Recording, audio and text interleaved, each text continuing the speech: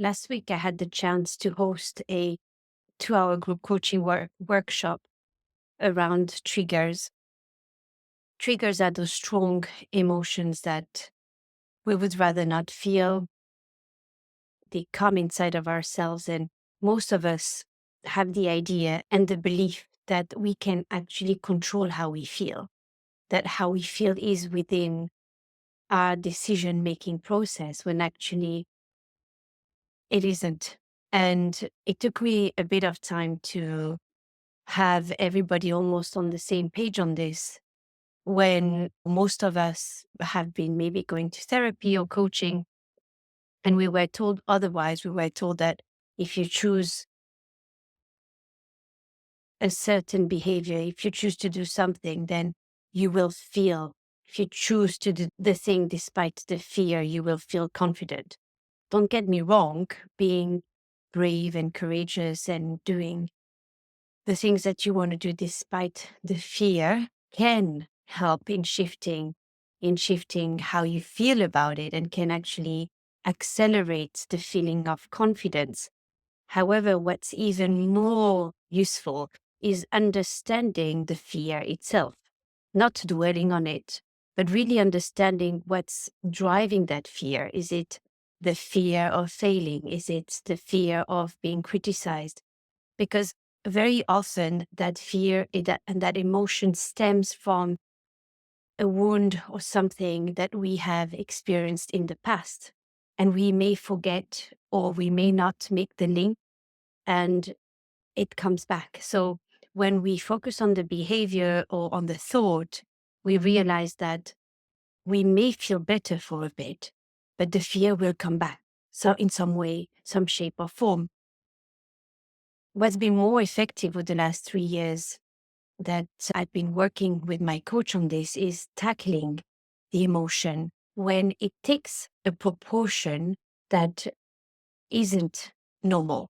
When it takes a proportion that you feel it becomes too much, it becomes overwhelming, it becomes too hard, too painful. And that has a ripple effect on everything in our lives, not just on our confidence, but on the way we carry ourselves with our children, with the way we carry ourselves at work. We may feel that there's never enough time, or we feel completely overwhelmed by things, and we keep blaming the fact that we have too much to do, or we keep blaming ourselves that we don't know how to prioritize, or we don't know what's most important. And here's the thing: when we let our emotions control our lives, then there is not much space for positive emotions, or wanting to feel that creativity that we want to feel, or wanting to feel fun, and cultivating that aspect with the children. And all these things are things I've been helping clients with. I had a client the other day sending me a message. I forgot I could be the fun parent. I forgot I could think outside of the box and actually think about a game that we could make of a difficult situation. And these are the things that change not just how you feel, but your behavior and your thoughts around parenting, around working. When you find space, when you find that peace or calmness within yourself. And this is what I've understood as well, is that confidence is not the absence of chaos, of noise. It's the ability to cope with it. That's a sentence from Sam Karashi that I heard in one of our sessions. And he really made this come to life over the years that I've been working with him, around this notion that when you feel peace inside of yourself, it doesn't mean that you will not feel guilt or anger or sadness, but you don't feel that same amount of pain around that emotion. Because when there's pain, there's usually a wound. And when there's a wound, there's an unmet need. And this is what we've been tackling with the group. We talked about responsibility. So when something happens, like for instance, I gave the example of a minor, luckily, accident that happened with our car that banged the parking gate and broke the parking gate, and the back of the car was all broken into pieces. And I asked the group, that was my husband by mistake, who smashed the back of the car, putting the kids in the car, and the kids were shouting, teasing one another. It was a difficult moment. And I asked the group, who was responsible? And I said, with a disclaimer, let's not judge my husband too quickly here. Who was actually responsible? So they brainstormed, and then the answer was that it's more complicated than that. It was more complicated than that because there were the kids involved. I was there, and when I came out and I heard the noise, he saw the way I looked at him. The funny thing was that he took full responsibility for it. Of course, you're the adult in the room, you're the person who's meant to be in control of your emotions. But the question I had for the group, was he in control of his emotions? Clearly, he wasn't.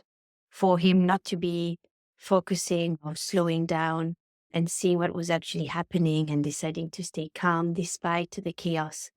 And here's the thing, this is confidence. When you let your emotions of wanting to rush and going to the next thing because you're already late for work and the kids are shouting and something inside of you is very triggering, the behavior takes you away from who you want to truly be.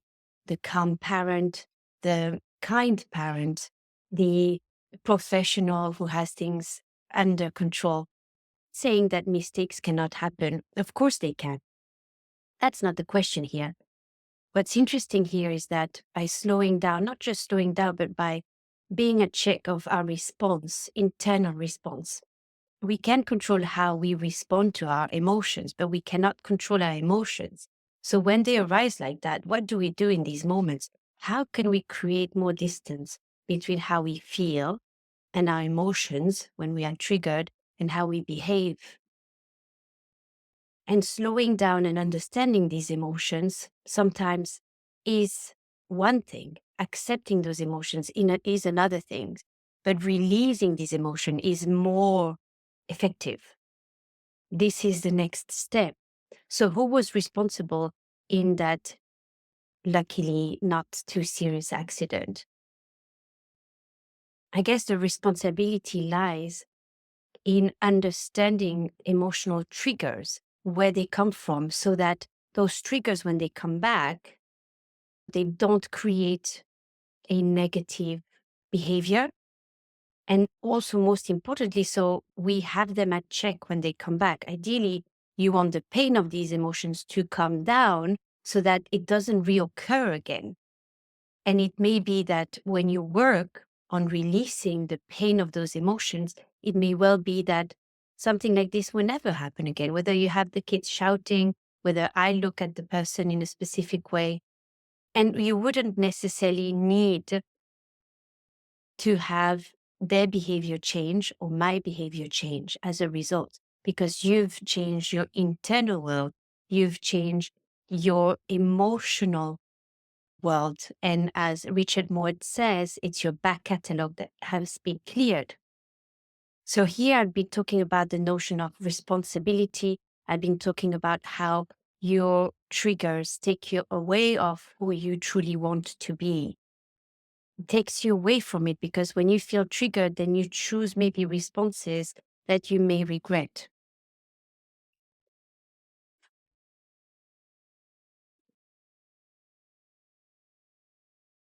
Now, another question I had for the group was, what's your trigger response?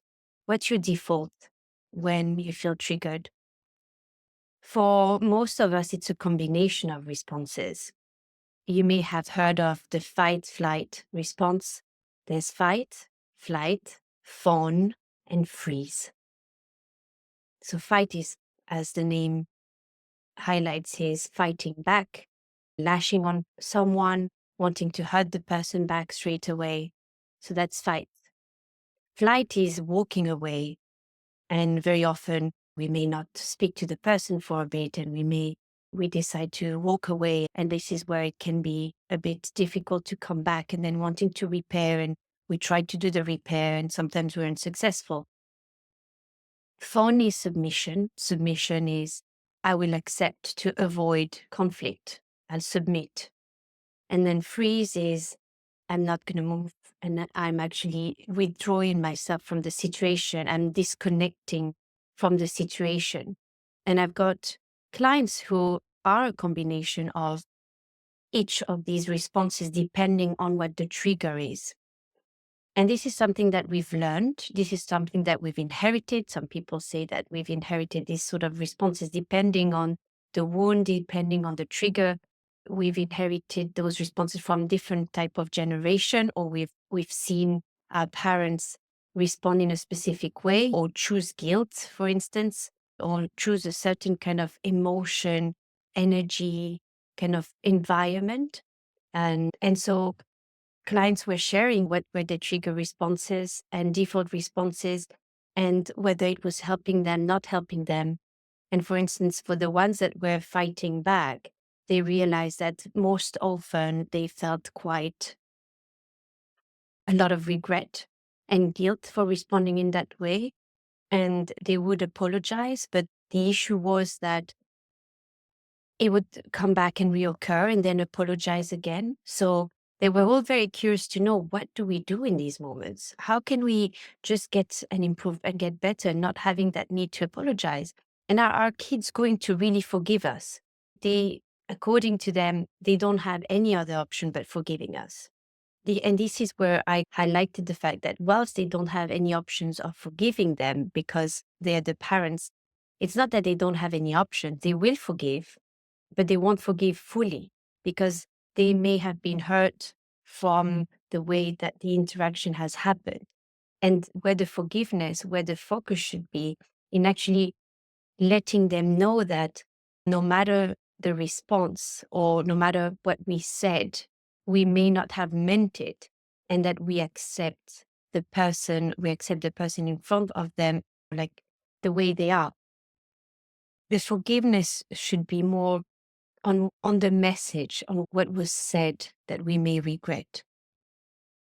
Because when the kids feel, or when someone feels that they've been criticized or judged or blamed, resentment can be built up. And when we take ownership of the fact that we may have said something that we regret, and we don't want to do that again, and we tell the person that we will not judge or criticize or blame them for the actions that they've committed, which is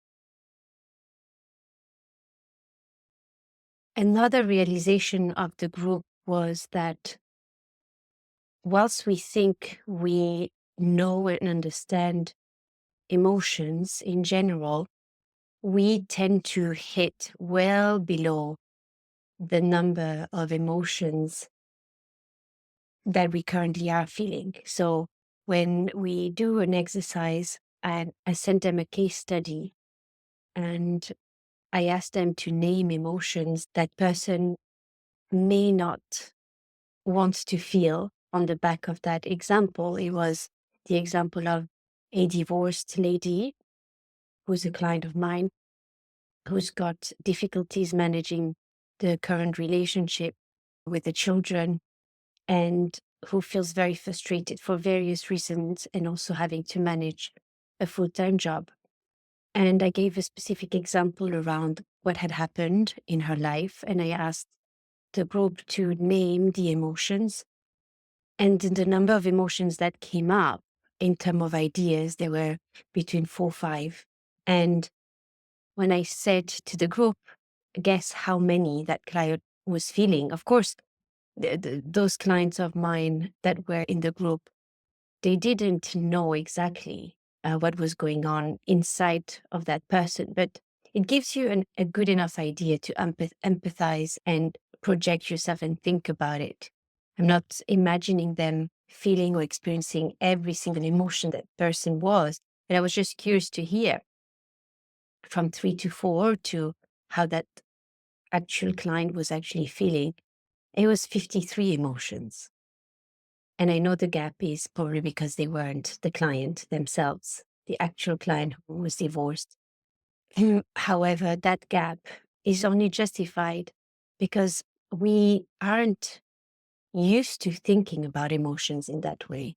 We're not used to naming and saying, okay, I feel angry, but actually maybe there's also fear.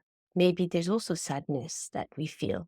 I feel frustration. Maybe I feel resentment. And that was something that they hadn't thought about.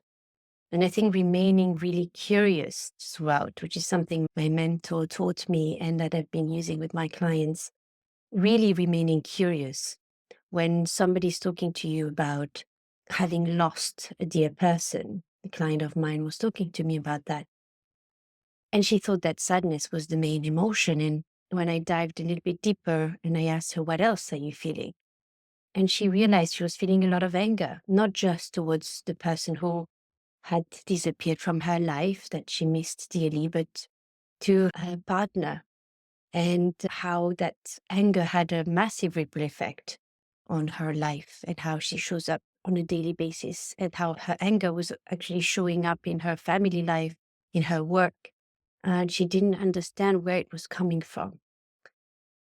And this is the power of understanding and being curious about our inner world, because when we suppress, which is what we've been doing since a very young age, to feel accepted, loved, important, and seen from our significant other male and women in our lives, as well as siblings or teachers, etc. We've learned to suppress to feel accepted.